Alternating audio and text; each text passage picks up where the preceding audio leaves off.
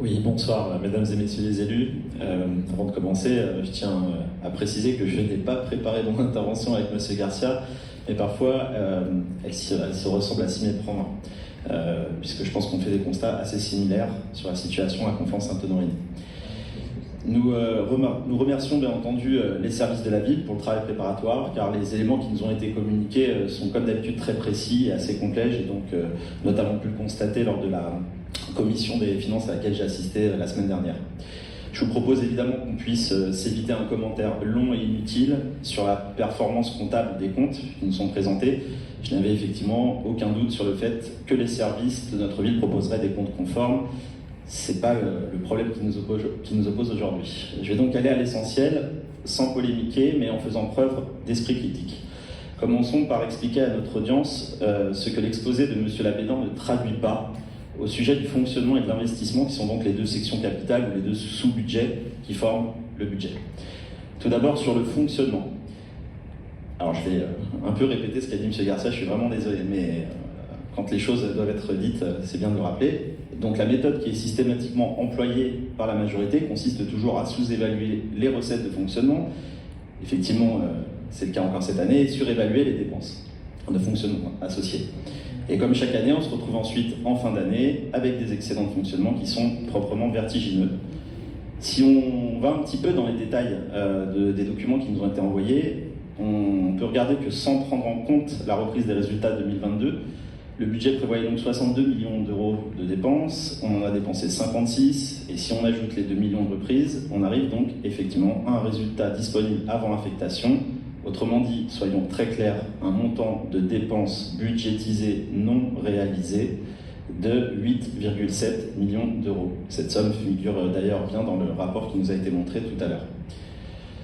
Moi, je n'ai qu'une seule boussole, c'est que le public comprenne bien ce que cela signifie. Cela veut dire que nous avions des marges de manœuvre, elles étaient très importantes et elles nous auraient notamment permis, puisqu'il s'agit de dépenses de fonctionnement, de recruter du personnel dont nous avons besoin dans notre ville.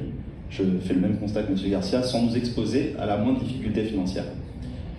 Concrètement, nous aurions pu embaucher des policiers municipaux supplémentaires pour mieux assurer notre sécurité au quotidien, du personnel pour nos écoles qui mériterait par exemple que vous revoyiez votre position sur la baisse passée du nombre d'ADSEM ou même sur la qualité de formation et d'embauche des animateurs.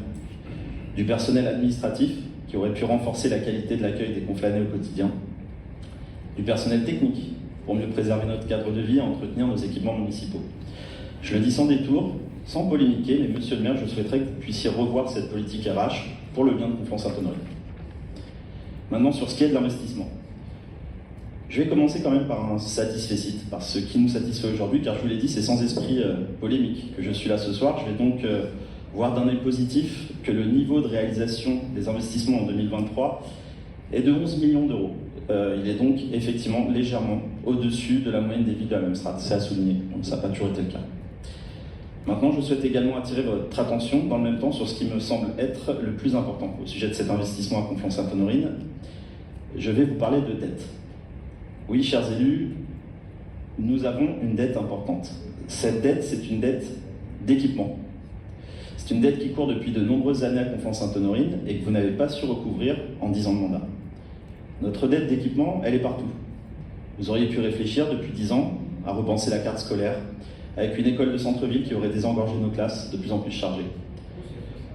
Vous auriez pu aussi voir l'opportunité de créer dans notre ville une maison labellisée France Service, pourquoi pas dans un autre quartier que Romagné, pour rapprocher les habitants de certains services de proximité. Vous auriez pu également penser à un grand plan accessibilité PMR.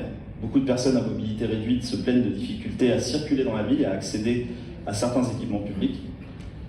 Et je vais me répéter, car je l'avais dit l'année dernière, mais vous auriez dû être un peu plus actif sur les investissements liés à la rénovation de nos écoles. Du chemin a été fait, je le concède, mais le compte n'y est pas encore. D'ailleurs, si je fais référence au budget primitif 2024 qui nous a été présenté plus tôt dans l'année, en janvier dernier, il y a 1,3 million d'euros de dépenses prévues pour les écoles, mais il n'y a pas de grand projet de rénovation totale de groupes scolaires comme ça l'a été pour certaines écoles l'an passé et l'année précédente. Nous espérons d'ailleurs que les études à Paul-Bert permettront de préparer sa rénovation, car ce groupe commence réellement à souffrir du poids des années. C'est donc un constat plus que mitigé que je fais sur le niveau d'investissement de notre ville, car vous essayez de rattraper du retard qui s'accumule depuis 10 ans, mais il est difficile de courir après le temps. Et cela se voit malheureusement dès qu'un projet connaît un contretemps. Et pas de chance, les contretemps, vous les avez cumulés. Je ne vous blâme pas pour ça, je le constate. Puisque d'une part, les recours ont amené à littéralement jeter aux oubliettes le projet de transformation autour de l'hôtel de ville au niveau de la place du Général Leclerc. Et d'autre part, le retard de livraison du nouveau gymnase Foch prend des proportions inquiétantes puisque les lycéens qui devaient pouvoir utiliser le gymnase au premier trimestre 2023 ne pourront vraisemblablement pas y accéder en 2024.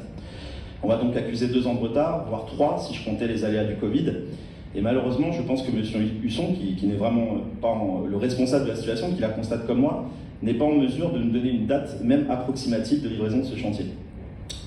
Monsieur le maire, nous avions donc déjà eu ce débat l'an dernier sur le trop faible recours à l'emprunt, donc je vais éviter les répétitions inutiles. Ça a été très bien expliqué par M. Garcia à l'instant, mais nos finances nous permettraient d'amortir des investissements plus conséquents sur une plus longue durée, plutôt que de faire appel à nos excédents. Et si vous aviez emprunté plus massivement ces dernières années, le retard accumulé serait réduit. Les taux sont évidemment remontés ces derniers mois, mais l'erreur remonte à plusieurs années. Pour conclure, et en raison de ces désaccords de fond, nous n'allons pas approuver ce compte administratif 2023 et les diverses délibérations qui s'y rapportent. Oui, effectivement, vous m'avez reproché, comme vous l'aviez fait, alors pas vous, mais peut-être monsieur le maire, lors d'un conseil municipal précédent, de ne pas être intervenu lors de la commission. Oui, parce que je réserve mes réponses à des discussions que j'ai avec mon groupe. Donc, je prends les informations pendant la commission, je discute avec mon groupe, et aujourd'hui on débat ensemble.